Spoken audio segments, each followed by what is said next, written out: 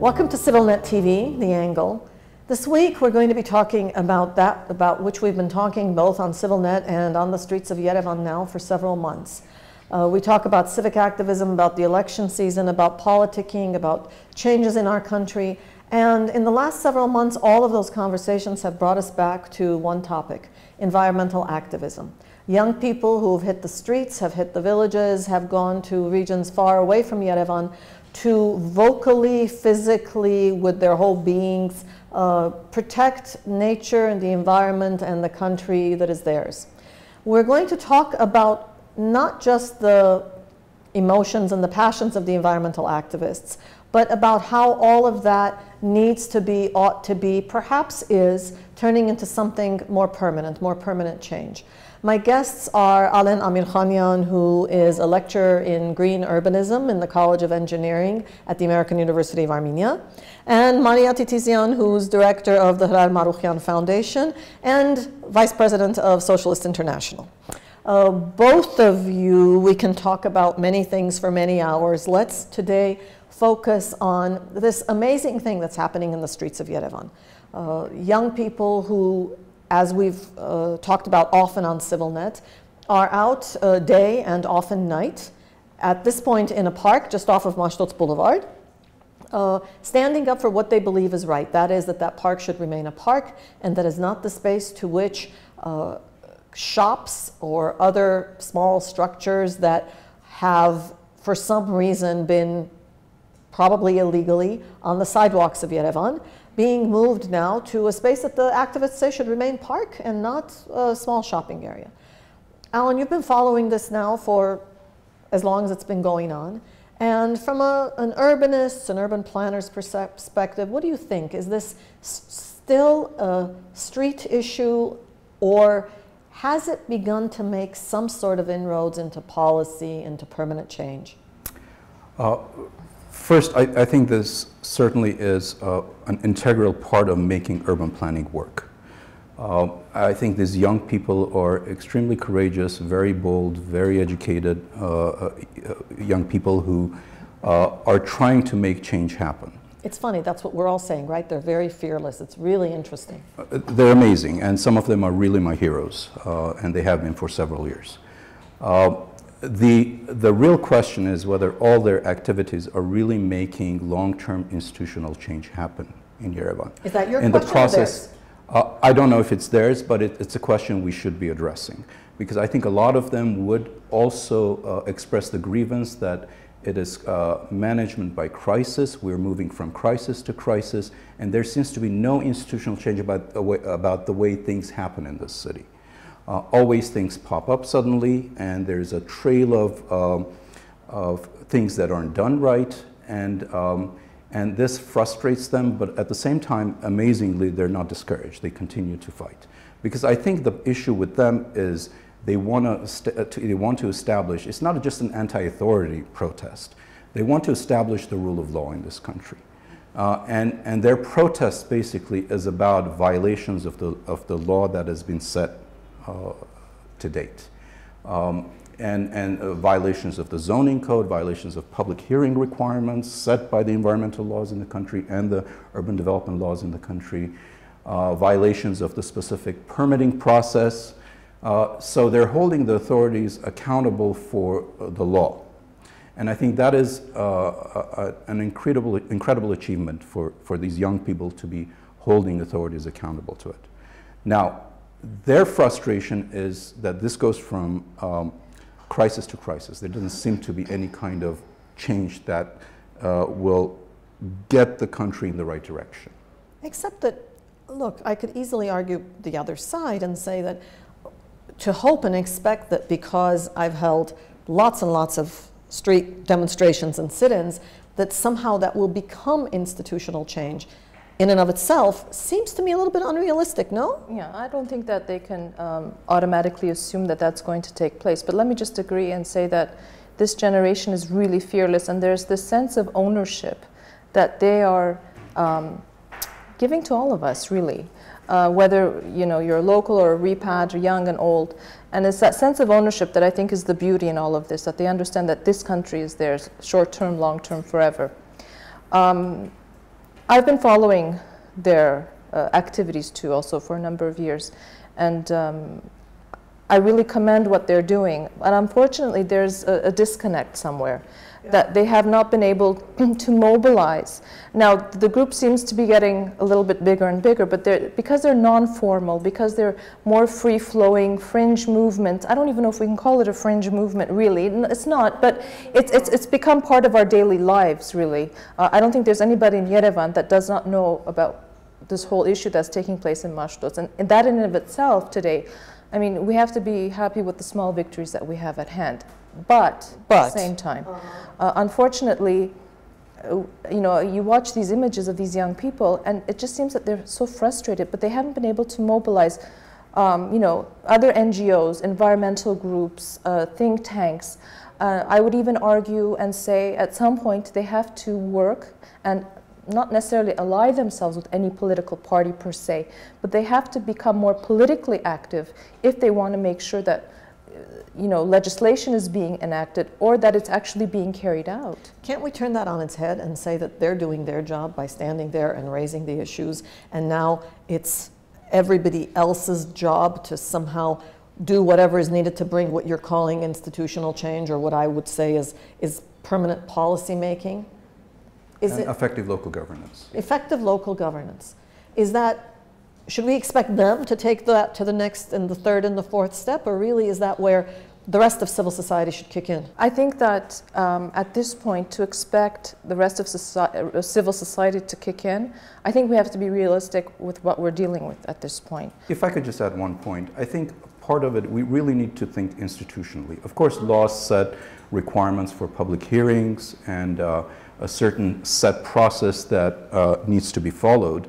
But there are also institutions like the Institute of the Head Architect in the city, which are kind of these ancient leftovers from almost like a 19th century way of doing things, which doesn't jive with the existing legislation on the one hand, and also the modern reality. Is he an urban planner? He's an architect, as far as I know. He's an architect. Yes. And does his responsibility include urban planning? In Armenia, like in many European countries, architecture and urban planning are very intertwined. And architects often play the role of an urban planner.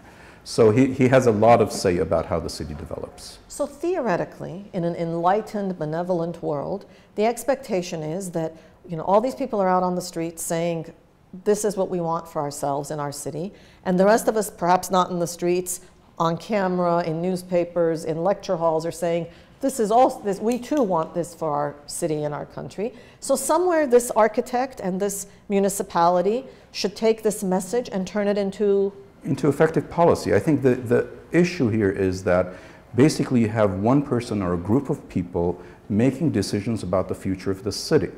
Tamanyan was, for instance, in the 1920s, a very key figure about the way in which Yerevan developed. He had very effective solutions to Yerevan becoming a capital city of Soviet Armenia. On the other hand, I would argue, from my opinion, he also made some mistakes. But I don't think today there is anyone of the caliber of Tamanyan working in the government apparatus and the public domain which can make wise choices like Tamanyan did, who had a very worldwide view of urban development. He had experience, international experience in doing that kind of work. And vesting decision-making power in one individual or a group of individuals, which now I guess they've formed some kind of a council which is supposed to guide the head architect. Even that, some argue, is theatrics. Is theatrics. Right. I think we need to completely rethink the way urban planning decision-making is being made in Yerevan. Could we also say that we don't have a clear vision of what kind of city we want today? I mean, we all have our own personal vision. Which is ostensibly what should come out of these public discussions and everything. Absolutely, and there has to be transparency, and that's why the public hearing process is so important. And that's why, sorry, if I could just add one point, that's why it's important to open up the process, because so many good ideas can come out of that process. And we're missing it because we're just pursuing one person's limited vision of what the city should become. We're looking for a way to connect the street politics, because that's really what it is. It's using power on the street to try to bring change, to try to somehow take that into the decision-making structures and say, okay, give us a mechanism. An alternative viable mechanism that can change the process so that it's not in the hands of one head architect of the city or the mayor or a limited number of people. So actually, that's where the policy initiative should come in at this point. But not if we're calling it theatrics, because I think that many of us feel watching this process that sometimes there are showy gestures, you know, demonstrations of response rather than real responsiveness. Yeah, I think that's very much true of, perhaps it's a Soviet leftover, perhaps it's a way of doing business in this part of the world, but I don't think there is seriously, we can't say that there's serious attempts to make a democratic decision-making process institutional in this country. Maria, how do we talk about policy making in a country with a government where at the end of the day, where the elected are not really elected because they've been accountable to the people? And Alen used the word accountable, but I'm not sure that anybody's accountable to the people yet. I mean, hopefully we're working up to that, but we're not there yet. So where do you begin to impose a demand for responsiveness, which becomes policy? Yeah. Just from our own personal experience, I mean, we've been working on developing policy for the past 2 years. And the problem that we've had, and I think most institutions, think tanks, foundations like ourselves, come against the same problem over and over again. We bring together a team of experts in a particular field, in this case if it was urban planning. We formulate this fantastic policy, we present it to the stakeholders, to the policymakers, to the people in power, to civil society, and then it dies there. Because we're not able to socially mobilize all different stakeholders in this particular case to come together and then demand that accountability. And you're right, I mean, this is how the government or the ruling regime or the powers that be always react to every instant. You have pockets of resistance, you have this show of, I'm moving the boutiques or the stores from Apovian, and everybody's happy, and it's like throwing sand in your eyes all the time.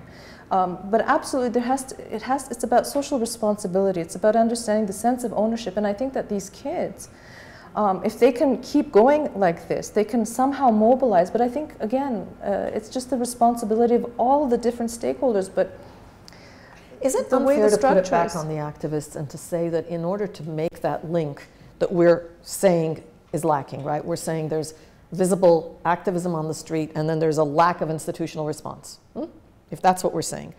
Is it too much to put back on the activists and expect that they frame their demands in those words rather than just, you know, keep my trees and don't bring these shops here? Is that too simplistic? Can I ask a provocative question? Do these activists want to work?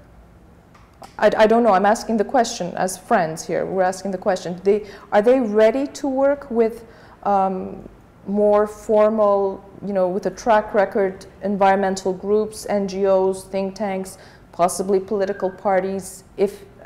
Or are they, or is their role, how do they perceive themselves? Is their role to raise the issue and then leave the rest to society? I don't know. But we also have to ask them if they really believe the existing civil society that deals with those issues is really competent and able to do anything. There may be a lack of trust in those organizations that already exist. So I think, yeah. And I would say that, let's say the answer is no, for whatever reason, let's say the answer is no. Does it necessarily require this structured, organized cooperation, or is it in fact possible for the activists to frame the demand differently so that all of these parallel structures, if they are in fact competent, as I would like to hope and believe that some of them are, can in fact take the ball and say, okay, to get this result, which is an institutional result, not an instance-based result, not just don't bring these 3 shops and save my 3 trees, but folks, you can't do this without a public hearing, environmental impact report, an alternative environmental impact report. Can't we demand that procedure, process, instead of instance? Yeah, the question would be how.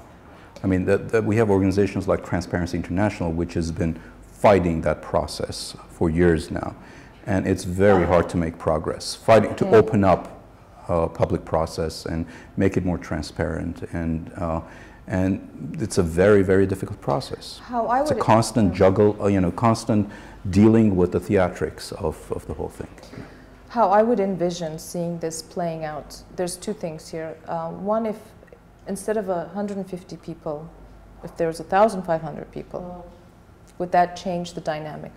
Secondly, I think, Salpi, you really hit the mark. I mean, if I would like to see, I mean, now, again, you can say that the onus is being put on the activists, but they started this process, so let's hope that they are the fearless, bright, brilliant generation that we know them to be, and say, okay, it's not about saving these 3 trees or making this park and, keeping this a park, but this is how we see the process moving forward from here, that we do demand a public hearings or a change in the structure of how the city is being administered.